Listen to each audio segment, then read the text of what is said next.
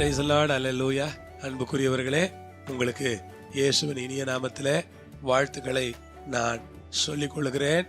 இந்த வேளையிலே கர்த்தருடைய வேதத்திலிருந்து ஒரு வசனத்தை நாம் படித்து ஆண்டவரை மகிமைப்படுத்தலாமா?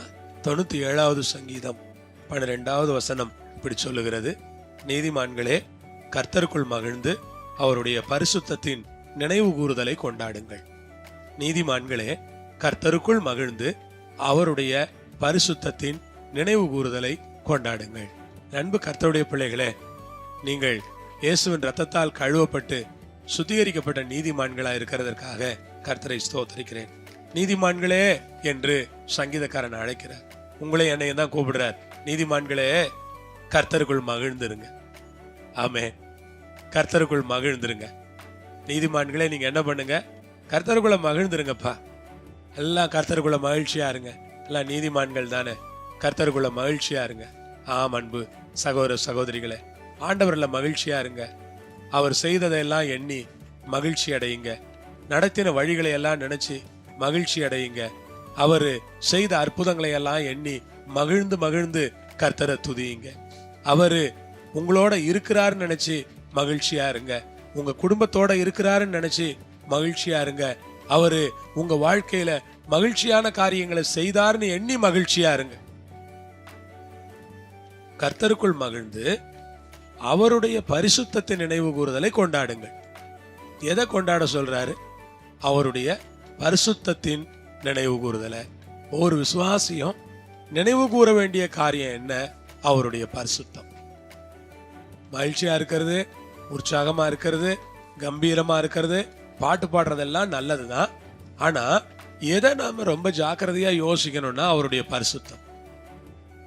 அவருடைய பரிசுத்தத்தின் நினைவு கூறுதலை கொண்டாடுங்க. நீங்க வாலிபரா இருக்கலாம், பெரியவங்களா இருக்கலாம், சின்ன பிள்ளைகளா இருக்கலாம், சகோதர சகோதரிகளா இருக்கலாம். ரொம்ப ஜாக்கிரதையா நாம அனுசரிக்க வேண்டியது என்ன? அவருடைய பரிசுத்தம். அவரை நினைக்கும் போதெல்லாம் நமக்கு சிந்தையில வர வேண்டியது அவருடைய பரிசுத்தம். அவருடைய பரிசுத்தத்தை நான் நினைப்பேன். அவருடைய பரிசுத்தத்தை நான் கொண்டாடுவேன். அவருடைய பரிசுத்தத்திலே நான் களி கூறுவேன். அவருடைய பரிசுத்தம் நம்முடைய நினைவில். பரிசுத்தத்தை நினைவு கூறுதல்னா என்ன? அதை நினைச்சுக்கோங்கன்ற. நம்முடைய நினைவிலே இருக்க வேண்டியது பரிசுத்தம். நம்முடைய சிந்தையில இருக்க வேண்டியது பரிசுத்தம். நம்முடைய எண்ணங்கள்ல இருக்க வேண்டியது பரிசுத்தம். கர்த்தருக்கு பரிசுத்தம்னு அந்த நாட்கள்ல ஆசாரியர்களுடைய நெற்றியில ஒரு பட்டத்தை எழுதி கட்டுவாங்க. அந்த பட்டத்துல என்ன இருக்கும்? ஒரு அழகான ஒரு பேண்ட் மாதிரி கட்டி அந்த நெற்றியில பின்னால கட்டி வச்சிருப்பாங்க. அதுல முன்னால இருக்கும் பரிசுத்தம். Holiness and the Lord. கர்த்தருக்கு பரிசுத்தம்னு எழுதுவாங்க. இந்த கர்த்தருக்கு பரிசுத்தம்னு அவங்க வெளியே எழுதி ஓட்டுனாங்க. இப்ப கர்த்தருக்கு பரிசுத்தம்னு நம்ம சிந்தையில கொண்டார். பரிசுத்தம் என் சிந்தையில, பரிசுத்தம் என் இருதயத்துல, பரிசுத்தம் என் நினைவுகள்ல, பரிசுத்தம் என் வார்த்தைகள்ல, பரிசுத்தம் என்னுடைய பேச்சுல, பரிசுத்தம் என்னுடைய வாழ்க்கையில. அன்றாட வாழ்க்கையில பரிசுத்தத்தின் நினைவு கூறுதலை கொண்டாடு. ஒரு கொண்டாட்டம் இருக்கு, அது பரிசுத்தமான கொண்டாட்டம். அதை கொண்டாடணும். கர்த்தர் உங்களை ஆசீர்வதிப்பாரு. பரிசுத்த சிந்தையோடு இயேசுவை பின்பற்றுங்க.